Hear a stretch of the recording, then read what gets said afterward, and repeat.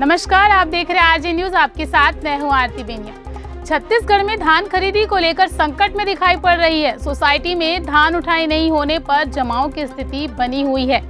किसान बारदाना की कमी से पहले से ही जूझते आ रहे हैं। इन तमाम मुद्दों को लेकर आज मुख्यमंत्री निवास में मंत्रिमंडल की अहम बैठक बुलाई गई थी।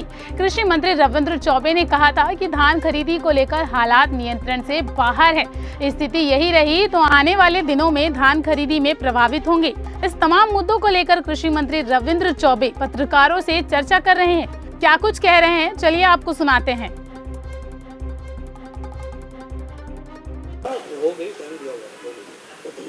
सरकार का सबसे महत्वपूर्ण कार्य अभी धान खरीदी के रूप में चल रहा है।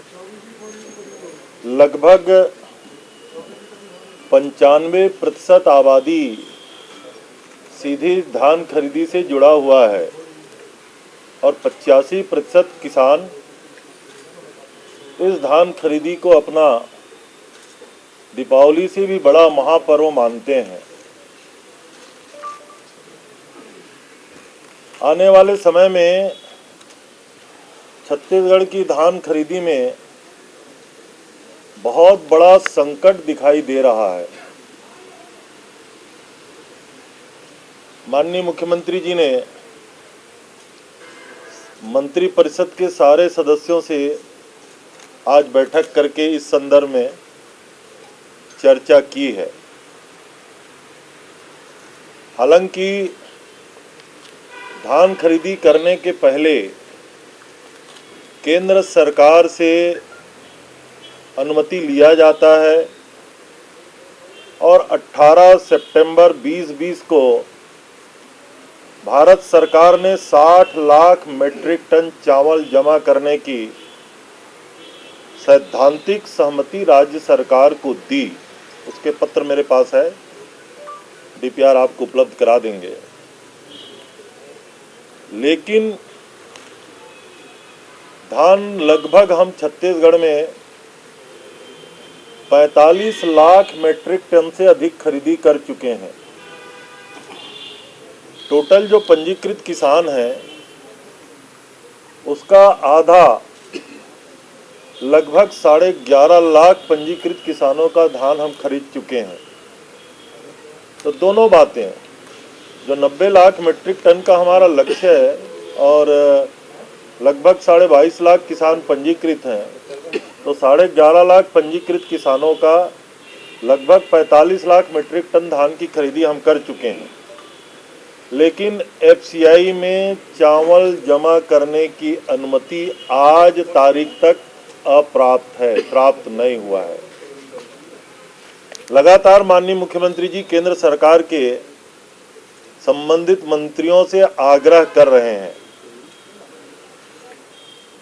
पहले जो धान खरीदी होती थी उसमें चावल जमा करने की अनुमति 15-16 में 16 अक्टूबर को प्राप्त हो गई थी, 17-18 में 22 नवंबर को प्राप्त हो गई थी और 18-19 में 15 नवंबर को प्राप्त हो गई थी और 19-20 में 19 दिसंबर को प्राप्त हो गई थी।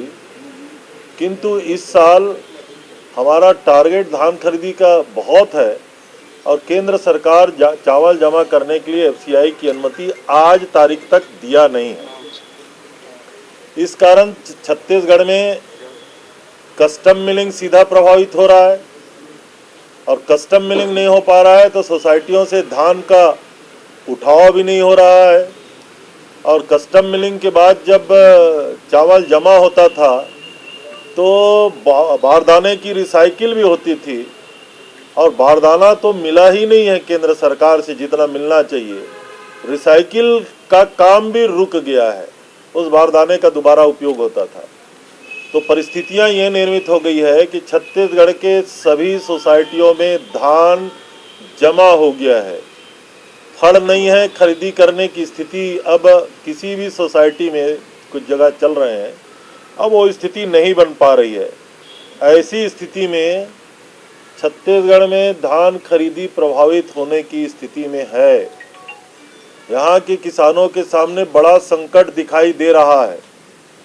इसलिए आज मंत्रिपरिषद के निर्णय में हम लोगों ने निर्णय लिया है कि 31 दिसंबर को कल 12:30 बजे मंत्रालय में छत्तीसगढ़ के सभी किसान संगठनों को, जो सक्रिय किसान संगठन है, जिन लोगों किसान के बीच में जो काम करते हैं, उनकी चर्चा करने के लिए बैठक का आयोजन किया गया है और आने वाले समय की भविष्य की रणनीति इसमें हम तैयार करेंगे। ये छत्तीसगढ़ के लिए अभूतपूर्व और बड़ा संकट दिखाई दे रहा है। अभी भी आज भी माननीय मुख्यमंत्री जी ने पीएमओ को आग्रह किया है और माननीय केंद्रीय मंत्री जो अभी इस काम को देख रहे हैं, पीयूष गोयल जी, उनसे प्रत्यक्ष बात की है, लेकिन अभी भी ये मामला लंबित है।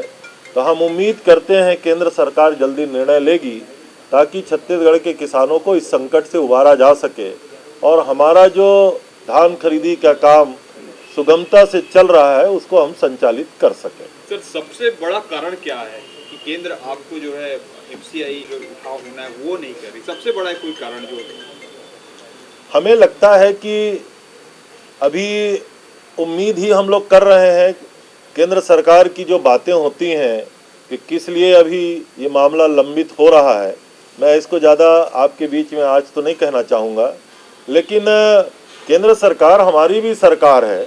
अगर उन्होंने 18 सितंबर को हमको 60 लाख मीट्रिक टन चावल खरीदने की अनुमति दी, उसी के परिप्रेक्ष्य में हम तो केंद्र के बिहाफ में ही धान की खरीदी करते हैं ना, और उसको भी अगर वो अनुमति नहीं शुरुआत करेंगे, हमारे किसानों के सामने तो बड़ा संकट उत्पन्न हो जाएगा और सरकार के सामने भी संकट है।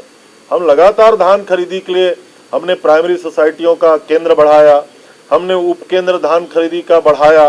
बारदाने के संकट के बावजूद भी हम निजी बारदाने, राइस मिलर्स के बारदाने और प्राइवेट पीडीएस के दुकानों के बारदाने से धान खरीदी करने का और तो और किसानों के पुराने बारदानों से धान खरीदी करने का निर्णय लिया। लेकिन इसके बावजूद भी अगर चावल नहीं लिया जाएगा तो सभी हमारे जो संग्रहण केंद्र हैं, धान खरीदी केंद्र हैं, सब जगह धान जाम होने की स्थिति है।